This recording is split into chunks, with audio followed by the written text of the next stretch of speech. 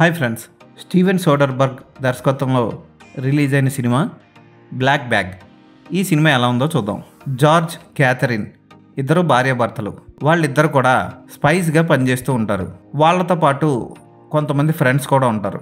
వీరు పనిచేస్తున్న అమెరికన్ గూఢచార సంస్థలో సెవరస్ అనే ఒక software program top secret leak అవుతుంది. అయితే తమ సంస్థలోనే ఎవరో ఒకళ్ళు మోసం చేస్తున్నారని గమనించి వాళ్ళని కనిపెట్టమని జార్జ్ వుడ్హౌస్కి బ్రిటిష్ ఇంటెలిజెన్స్ ఆదేశం ఇస్తుంది. అయితే అతనికి 5 పేర్లు ఇస్తారు. ఒకటి అతని భార్య క్యాథరిన్, ఇమేజరీ స్పెషలిస్ట్ క్లారిస్సా, ఆమె boy friend Freddie, psychiatrist Joy, ఆమె బాయ్ ఫ్రెండ్ జేమ్స్. అయితే ఫస్ట్ నుంచి అందరినీ అనుమానించి జార్జ్ వుడ్హౌస్ ఎలా తమలో ఉన్న మోసగాన్ని కనుక్కున్నాడు అన్నదే సినిమా చాలా స్లోగా స్టార్ట్ అవుతుంది. చాలా దీర్ఘమైన సీన్లు ఉంటాయి. మాట్లాడుకుంటూ ఉంటారు.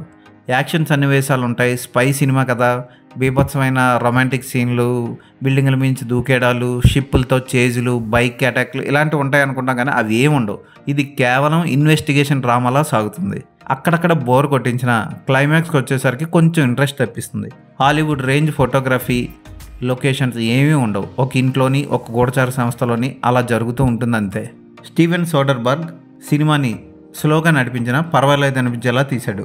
కేట్ బ్లాంచెట్ క్యాథరిన్ పాత్రలో బాగా చేసింది. మైకేల్ ఫాస్బెండర్ జార్జ్ పాత్రలో చాలా బాగా నటించాడు. మిగిలిన పాత్రధారులు అందరూ ఆకట్టుకుంటారు.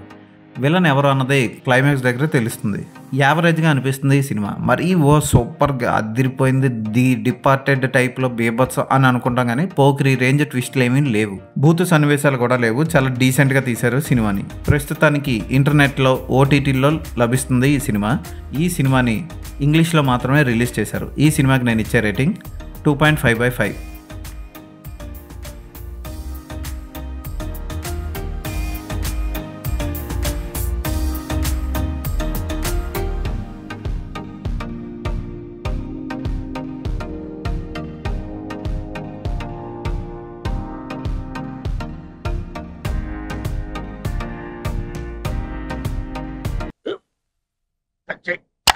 మన స్కూల్ బెంచ్ లాగా ఎంత గట్టిగా ఉందోరా. కొట్రా, కొట్టు, పర్లేదు, కొట్టు. పెట్టేసింది బాబాయ్. ఏంటి నువ్వు కొడతావా? కమా బిట్ మీ యార్. వద్దు బాబాయ్. వాణ్ణి నేను కొట్టడం లేదమ్మా, వాణ్ణే నన్ను కొట్టమంటున్నాను. నువ్వేం కంగారు పడక్కర్లేదు. అడుగుతావేంటి?